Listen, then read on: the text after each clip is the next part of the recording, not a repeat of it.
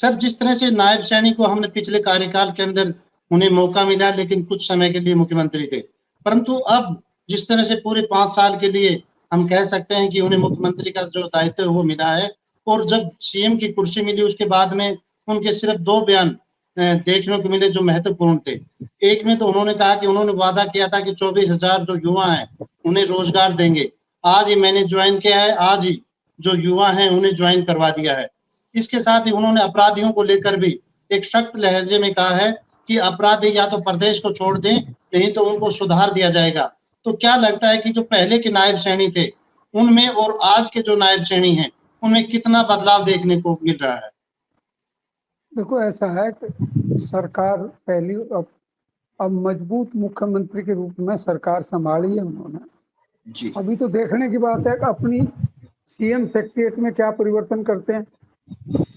पहला झटका सरकार को उस समय लगा जब उन्होंने आर के खुल्लर को विशेष प्रिंसिपल सेक्रेटरी बनाते हुए उनको कैबिनेट रैंक देने की बात कही और फिर उसका विरोध हो गया कैबिनेट के मंत्रियों की तरफ से, चारों तरफ से। 2-3 घंटे बाद वो वापस ले लिया गया, उनका कैबिनेट का रैंक देने की बात जो थी वापस। ये बहुत बड़ा झटका है सरकार के लिए, क्योंकि कोई भी स्पेशल प्रिंसिपल सेक्रेटरी मुख्यमंत्री की बिना सहमति के नहीं बनता।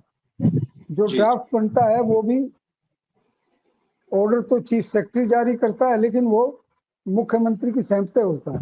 तो मुख्यमंत्री सहमति ले ली हो और बाद में जब कंट्रोवर्सी हुई तो मुख्यमंत्री ने 1 मिनट लगाई, 2 घंटे में ऑर्डर वापस कर दिया। तो एक पहली चीज तो ये है कि उन्होंने जो शुरुआत की थी उसको अपने आम भाषा की बात में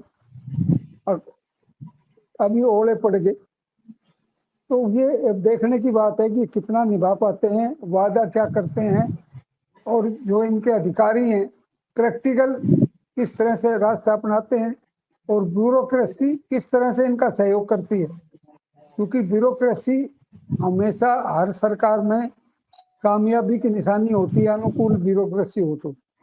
अब वो हड़काना, धमकाना, उड़ाना ये जनता के दिखाने के लिए तेवर हो सकते हैं, लेकिन काम लेने के तेवर नहीं होते ये। अब ये देखने की बात है, मुख्यमंत्री लेवल पर उसने कहा था मैं चूल्हे कस दूंगा, वो कसने की बात जब आएगी तो अभी देखने की बात है। मुझे तो नहीं लगता कोई कसा वसा गया, अभी कुछ भी नहीं गया, अभी तो शुरुआत है।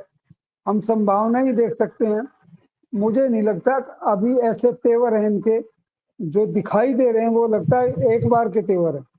बार बार ये तेवर रहेंगे, स्थायी रूप लेंगे तेवर जब कोई रिजल्ट आएगा सरकार में।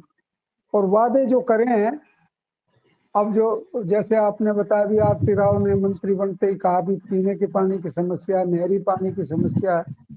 और एक विश्वविद्यालय बड़ा आसान नहीं है बनाना, करोड़ों रुपए खर्च होते हैं। डिपार्टमेंट बनाया जा सकता है, स्टेडियम थोड़े समय में, साल भर में बनाया जा सकता है। एक बड़ा स्टेडियम, जैसे आपने देखा होगा जब चंडीगढ़ जाते हैं तो रास्ते में रसोई गांव के पास पर खेल प्राधिकरण का वो कैंपस मिलता है, जिसमें सभी वर्गों के प्लेयर्स को ट्रेनिंग चलती रहती है साल भर पूरे। वैसा कोई कैंपस यहाँ बनाया जाए, उनको वजीफा दिया जाए, उनको सारी तरह की ट्रेनिंग दी जाए। ये आसान काम है विश्वविद्यालय बनाना, और उसको फ्रेमिंग में टाइम लग जाएगा। आपने याद होगा वो जो है खेल विश्वविद्यालय बनना है राई में, अभी तक वो मूर्त रूप नहीं ले सका। तो इसलिए आरती राव को भी चाहिए कि जो वादे करे वो जनता से जुड़े हुए वादे करे, जल्दी पूरे हों। ये नहीं हवाई बात करके यूनिवर्सिटी बनवा देंगे, ये कर देंगे। सरकार में यूनिवर्सिटी बनवाना इतना आसान काम नहीं है। स्टेडियम बनाना, उसमें खेल प्राधिकरण, एक कैंपस बनाना, सभी खेलों की ट्रेनिंग उसमें होना, प्रोत्साहन मिलना खिलाड़ियों को, उनको पूरे कोच मिलना हर डिपार्टमेंट को, ये सारी चीजें हैं जो आसानी से हो सकती हैं। तो मेरे ख्याल में उन्होंने ये चाहिए था, क्योंकि वो तो राज परिवार से जुड़ी हुई महिला हैं, उनके फादर साहब लंबे समय से मंत्री हैं, तो उनके अनुभव का लाभ उठाना चाहिए उनको। हवाई बात तो क्या क्या करवा देंगे, नहर भी ले आऊंगी, पानी भी लगा गाँव में, गाँव पानी पहुंचा दूंगी। ये शुरुआत तो करें कहीं से, लक्ष्य तो कहीं करें। साल भर का 3 महीने 100 दिन का लक्ष्य अपना पहले तय करें, इतनों में ये करवाएंगे, क्योंकि अहिरवाल की एक समस्या यहाँ विकास नहीं हुआ। और आदरणीय राव साहब भी आरोप लगा चुके अहिरवाल पिछड़ा रहा है। और हमारी तरक्की जब होगी, जब मुख्यमंत्री यहाँ का बनेगा, तो कोई मैसेज तो दें, पॉजिटिव मैसेज दें, वो उन्होंने देना चाहिए। हम अपेक्षा करते हैं उनसे। अब वो हवावाही बातें नहीं करेंगे, प्रैक्टिकल फैसले लेंगे और जनता करमबीर जी, को जिस उनको तरह से देंगे। पंडित जी ने कहा कि दक्षिणी हरियाणा में विकास नहीं हो पाया, राव इंद्रजीत भी लगातार पिछली जो सरकार थी वहां पर आरोप लगाते रहे कि इस इलाके में जो विकास होना चाहिए नहीं हुआ। तो आपको क्या लगता है कि मुख्यमंत्री के पद के ऊपर दावा था दक्षिणी हरियाणा का, वो सपना पूरा नहीं हो पाया? और लगातार 2014 की बात करें, 2019 की बात करें और अब 2024 की, इसी दक्षिणी हरियाणा से सबसे ज्यादा सीटें जीतकर भारतीय जनता पार्टी सत्ता में आई है। राव इंद्रजीत कह चुके हैं कि मुख्यमंत्री की कुर्सी का रास्ता दक्षिणी हरियाणा से होकर गुजरता है और वो एक बार फिर सिद्ध हो गया। तो क्या लगता है कि इस 5 साल में दक्षिणी हरियाणा को किन चीजों को उम्मीद है, क्या यहाँ पर हो सकता है भारतीय जनता पार्टी के सामने कि अपने गढ़ को बचाए रखने के लिए किस तरह की चुनौतियां रहेंगी आगे? बिल्कुल, देखिए, एक तो मैं अपने दर्शकों को यहाँ बता दूं कि जिस प्रकार से आज आरती राव जब यहाँ आई थी तो उन्होंने अपने भाषण के दौरान एक जो और बात कही थी जो हम चर्चा में नहीं शामिल कर पाए। उन्होंने कहा कि इस बार प्रदेश के अंदर 2 चीजें नायाब हुई हैं। एक तो भाजपा तीसरी बार लगातार सत्ता में आई है, ये अपने आप में नायाब है, और इसके साथ ही उन्होंने मुख्यमंत्री नायब सैनी की भी जमकर तारीफ की और उन्होंने कहा कि प्रदेश के अंदर एक जो है दोबारा से नायब सैनी को मुख्यमंत्री बनाया गया है। और उन्होंने कहा कि मैं नायब सैनी का धन्यवाद भी करती हूं कि उन्होंने अपने कैबिनेट में मुझे जो है जगह दी। इसके साथ उन्होंने कहा कि हमारी जो बात हुई थी कि दक्षिण हरियाणा से सत्ता का रास्ता जाता है, वो भी हमने साबित कर दिया जिस प्रकार से भाजपा की जब सरकार बनी है। तो कहीं ना कहीं आरती राव अपनी इन बातों के द्वारा कहीं ऐसा नहीं लगा कि उन्हें जो है जिस प्रकार से सीएम की जो बात हो रही थी राव साहब की, तो वो पूरी नहीं हुई, उसको लेकर कहीं मलाल हो, क्योंकि जिस प्रकार से उन्हें कैबिनेट में जगह मिली उसके बाद वो काफी खुश नजर आई। और उन्होंने हरियाणा के मुख्यमंत्री नायब सिंह सैनी का विशेष तौर पर जो है अपने स्पीच के अंदर 2-3 बार धन्यवाद भी किया है कि आज जो मुझे जगह मिली है मंत्रिमंडल में, ये नायब सैनी जी का जो विशेष जो है इस पर उन्होंने धन्यवाद किया। अब बात आती है कि दक्षिण हरियाणा को लेकर के भाजपा के लिए चैलेंज की। तो भाजपा, देखिए, दक्षिण हरियाणा जो है भाजपा के लिए जो सबसे बड़ा मुझे प्लस पॉइंट लगता है, जिस तरह से कि यहाँ के जो लोग हैं, खास तौर पर जो नौकरियां मिली हैं, चाहे वो ग्रुप डी में ही मिली हो या सी में मिली हो, लोगों ने इस चुनाव के दौरान उस चीज को देखते हुए एक तो वोट किया है। और भाजपा बार बार बिना खर्ची और बिना पर्ची की जो बात कर रही है, उसको आने वाले समय में भी भुनाना चाहेगी कि इसको लेकर के काम किया जाए, ताकि कम से कम जो प्रदेश के अंदर जिस तरह के जो कांग्रेस सरकार के अंदर भाजपा आरोप लगाती है कि जिस तरह से नौकरियां मिलती थी, वो जो सारी चीजें हैं उससे दूर हट करके बिना खर्ची बिना पर्ची की जो नौकरियां हैं उसको भुनाना चाह रही है। और उसका कहीं ना कहीं फायदा मुझे लगता है कि इस विधानसभा चुनाव के दौरान भी भाजपा को मिला है। बात डेवलपमेंट की आती है तो दक्षिण हरियाणा, ये बात सही है जिस प्रकार से पंडित जी ने बात की है कि दक्षिण हरियाणा विकास के मामले में पीछे रहा है। और ये यहाँ का जो जमीनी स्तर है उसको देखकर लगता है, क्योंकि यहाँ जो है औद्योगिक रूप से कोई इकाइयां नहीं लगी। आईएमटी की यहाँ जिस प्रकार से नींव रखी गई उसके ऊपर आगे एक ईंट भी नहीं लगी थी। तो कोई, और डेवलपमेंट तभी होगा जब आप कोई बड़ा औद्योगिक क्षेत्र लेकर आएंगे। तो ये चुनौतियां हैं भाजपा के लिए कि यहाँ औद्योगिक जो है डेवलपमेंट, जिसमें आपका लॉजिस्टिक हब नांगल चौधरी के अंदर जिस प्रकार से पिछले जो विधायक थे डॉक्टर अभय सिंह यादव, उन्होंने शुरू करवाया था कुछ काम, वहां जो है जमीन वगैरह अलॉटमेंट हो चुकी थी, तो वहां लॉजिस्टिक हब का जो काम है उसको अब किस तरह से आगे, क्योंकि वो इस बार हार गए हैं, तो वो काम किस तरह से आगे बढ़ेगा। महेंद्रगढ़ से विधायक बने हैं कंवर सिंह यादव, पहली बार विधायक बने हैं। आईएमटी का मुद्दा पूरे 5 साल निकल गए लेकिन उस पर कोई काम नहीं हुआ, उसको किस तरह से आगे लेकर के आते हैं।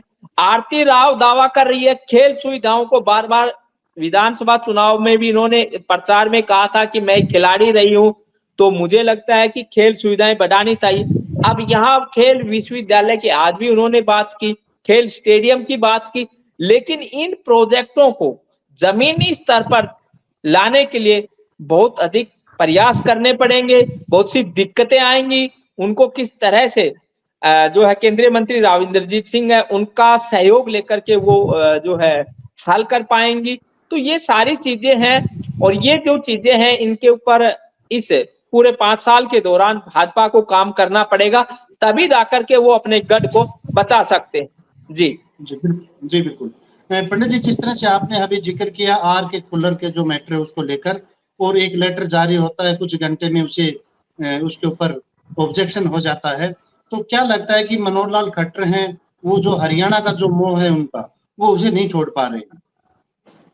देखो ऐसा है, वो तो ये तो वो साबित होता ही है, अब वो मोह नहीं छोड़ पा रहे। लेकिन ये भी सोचने की बात है, अब राजनेता एक रिटायर्ड ब्यूरोक्रेट को मंत्री का दर्जा दिए जाने से कैसे खुश होते। उनको पता चला, अनिल विज ने सबसे पहले विरोध किया, फिर वो कृष्ण पवार ने किया, हो सकता है नरवीर भी उसमें कहीं ना कहीं हो। और फिर सबसे बड़ी दिक्कत ये पूछी गई, जो राज्य मंत्री बनाए गए हैं वो कैबिनेट रंग के एक ब्यूरोक्रेट के सामने कैसे झुकेंगे, ये व्यवहारिक दिक्कत थी। तो इसलिए ये जो भी प्रशासन ने काम किया वो कोई मैच्योरिटी वाला नहीं था, और ये मुख्यमंत्री पर भी जाता है, संकेत करता है। अब मुख्यमंत्री ने भी ये विचार नहीं किया कि ब्यूरोक्रेट को मंत्री का दर्जा देने से पहले उन्होंने सोचना चाहिए था उनके साथियों में क्या रिएक्शन होगी। और तीसरी चीज एक और जो बड़ी बात है वो ये है कि आरती राव इस समय पूरे अहिरवाल की मंत्री बनी है, अटेली की नहीं है। इसलिए उन्होंने जब भी काम करना पड़ेगा, और फिर वो राव इंद्रजीत की बेटी हैं जो मुद्दे उठाते रहे हैं अहिरवाल के, तो अगर उन्होंने पूरे अहिरवाल को रिप्रेजेंट नहीं करा तो राव की इच्छा पूरी नहीं हो सकती जो राव साहब चाहते थे। और ये भी ध्यान में रखने की बात है एक चीज। दूसरी चीज ये है कि सरकार में जो रिजल्ट देने चाहिए वो टाइमिंग देने चाहिए, प्रायोरिटी फिक्स होनी चाहिए, और दबाव घेर के राजनीति चलती है। जिस तरह कैबिनेट की फॉर्मेशन हुई, कई दिन तक लटकी रही, और अब महकमे देने में दिक्कत आ रही। जिस सरकार के गठन में 1 हफ्ता लगा दिया हो, उसके महकमे तो सेम डे अलॉट कर दिए जाने चाहिए थे। इसका मतलब ये है कि जितना टाइम मिलेगा उतनी कंट्रोवर्सी ज्यादा खड़ी होगी, और मंत्री भी उम्मीदवार हो जाएंगे, इसको क्या क्या देना नहीं देना। ये मुख्यमंत्री का प्रेरोगेटिव कहते हैं कागजों में तो, लेकिन वास्तव में तो खुश करना पड़ता है ना सबको। तो ये सारी चीजें अभी देखने की बात है। और ये तरक्की की जो बात है, खुल्लर वाली जो बात है, ये इमेच्योर फैसला था सरकार का, जो सरकार को एक झटका लगा। वो ऊपर से दिखाई देता हो, लेकिन खुल्लर के खिलाफ हरियाणा की सरकार की तरफ से तो नोटिफिकेशन हो ही गया था। जब चीफ सेक्रेटरी जारी करता, चीफ सेक्रेटरी सरकार का मुखिया है प्रशासनिक, बिना प्राइम मिनिस्टर के या होम मिनिस्टर के हस्तक्षेप के बिना ये ऑर्डर वापस नहीं हो सकता। तो ऊपर से कहीं ना कहीं से है, और बिना खट्टर की सहमति के भी ऑर्डर जारी नहीं हो सकता। तो या तो खट्टर को झटका मान लो, या नायब सिंह को झटका मान लो, या पूरी सरकार को मान लो, ये देखने की बात है। और फिर वो ऑर्डर ऐसा आया और वो ठंडे बस्ते में लगा दिया गया, ये बड़ी बात थी। तो अभी ये देखने की बात है, सरकार में मैच्योरिटी के निर्णय होंगे तो सरकार स्वीकार करेगी, और नहीं होगी तो अदल बदल चलती रहेगी। अब ये देखने की बात। मैं यही तो कह रहा हूँ, टेस्ट पर आई है सरकार पहली बार, और जो दावे कहे गए हैं उनको, और राव इंद्रजीत ऊंचे कद के नेता, लेकिन पहली बार टेस्ट पर आए हैं। अब तक बच जाते थे दूसरे का अंदा लेकर, पतली गली से निकल जाते थे। तरक्की के लिए कौन जिम्मेवार नहीं है, पावर में कौन नहीं है, बीजेपी की सरकार है कि नहीं है, दबाव का इस्तेमाल क्यों नहीं किया गया, ये पूछा जाएगा। तो राव इंद्रजीत को चाहिए कि अहिरवाल की तरक्की के लिए बड़े स्टेप उठाने चाहिए, और वो स्टेप नहीं उठाएंगे तो इस बार उन पर भी सवालिया निशान है। क्योंकि हमारे मित्र हैं, हम उनको सलाह ही दे सकते हैं, ये कह सकते हैं अब उन्होंने अब पूरे अहिरवाल के विकास के लिए अपने प्रभाव का इस्तेमाल करना चाहिए। 10 विधायक बने हैं, रूलिंग पार्टी के प्रेशर ग्रुप के रूप में यूज करना चाहिए। अहिरवाल की तरक्की होगी तो इंद्रजीत की तरक्की होगी, इंद्रजीत की होगी तो आरती राव की तरक्की होगी। तो ये सारी चीज कनेक्टेड है एक दूसरे से। तो वो फैसला करेंगे, राव साहब मिलेंगे तो हम भी उनको यही अनुरोध करेंगे। अभी अब तो बहाने नहीं चल सकते, अब तो करवा ही दो काम, तरक्की के स्टेप उठा ही दो। तो ये विचार करने की बात है। जी, बिल्कुल। जिस तरह से आज की जो चर्चा है इसमें ये बात बिल्कुल सामने निकल कर आई है कि भारतीय जनता पार्टी पूर्ण बहुमत से सरकार में आ गई है, परंतु इसके सामने चुनौतियां अनेक हैं।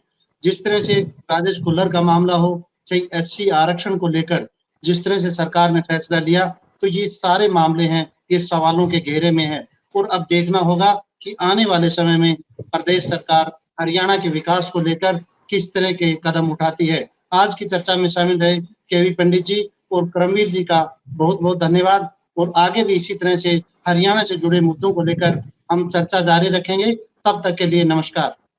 और आप हमसे जुड़े रहने के लिए सब्सक्राइब करें YouTube पर, फॉलो करें Twitter पर और लाइक करें Facebook पर। और ज्यादा जानकारी के लिए आपको टाइप करना होगा सिर्फ न्यूज़ नशा।